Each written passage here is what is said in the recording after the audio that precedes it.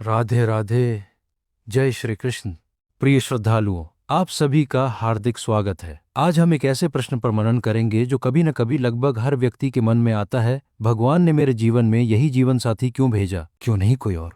ये प्रश्न केवल विवाह तक सीमित नहीं है, ये हमारे सभी निकट संबंधों से जुड़ा हुआ प्रश्न है। श्रीमद् भगवद गीता हमें सबसे पहले ये सिखाती है कि हमारा वास्तविक स्वरूप शरीर नहीं बल्कि आत्मा है। शरीर बदलता है, परिस्थितियां बदलती हैं, लेकिन आत्मा न जन्म लेती है न मरती है। इसी कारण गीता हमें बाहरी घटनाओं से आगे बढ़कर उनके आध्यात्मिक अर्थ को समझने की प्रेरणा देती है। जब हम किसी व्यक्ति से मिलते हैं, उसके साथ जीवन बिताते हैं, सुख दुख बांटते हैं, तब स्वाभाविक रूप से प्रश्न उठता है कि इस संबंध का उद्देश्य क्या है। गीता का संदेश यह नहीं है कि हर घटना का पूरा रहस्य मनुष्य जान सकता है, बल्कि यह है कि हर परिस्थिति में हमें अपने धर्म, अपने कर्तव्य और अपने चरित्र को श्रेष्ठ बनाना चाहिए। कई बार जीवन साथी हमारे लिए प्रेरणा बनता है, कई बार चुनौती, कभी वो हमारे सुख का कारण बनता है तो कभी हमारे धैर्य की परीक्षा लेता है। लेकिन हर परिस्थिति हमें स्वयं को देखने का अवसर देती है। जब क्रोध आता है तब हम धैर्य सीख सकते हैं, जब मतभेद होते हैं तब संवाद और क्षमा का महत्व समझ सकते हैं, जब कठिनाइयां आती हैं तब ईश्वर पर विश्वास और मजबूत हो सकता है। भगवान श्री कृष्ण अर्जुन से कहते हैं कि मनुष्य का अधिकार केवल कर्म करने में है, फल पर नहीं।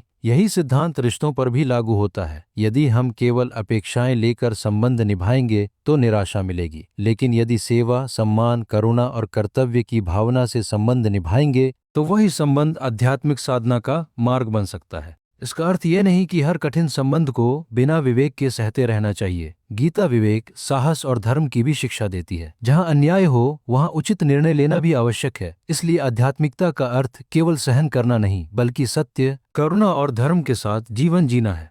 नंसय, जब पति पत्नी एक दूसरे को बदलने के बजाय पहले स्वयं को सुधारने का प्रयास करते हैं, तब घर में शांति बढ़ती है। जब वे एक दूसरे की कमियों के साथ साथ गुणों को भी देखना सीखते हैं, तब विश्वास गहरा होता है। जब वे हर दिन ईश्वर का स्मरण, प्रार्थना और सद्भाव के साथ जीवन जीते हैं, तब उनका परिवार केवल एक घर नहीं रहता, बल्कि संस्कारों का केंद्र बन जाता है।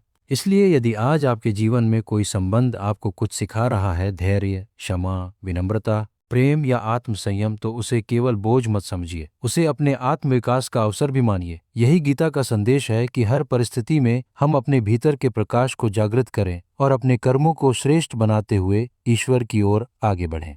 इसी शुभ संदेश के साथ आप सभी से निवेदन है कि अपने जीवन में गीता के उपदेशों को अपनाएं, अपने संबंधों में प्रेम, सम्मान और करुणा का भाव रखें और प्रतिदिन भगवान श्री कृष्ण का स्मरण करें।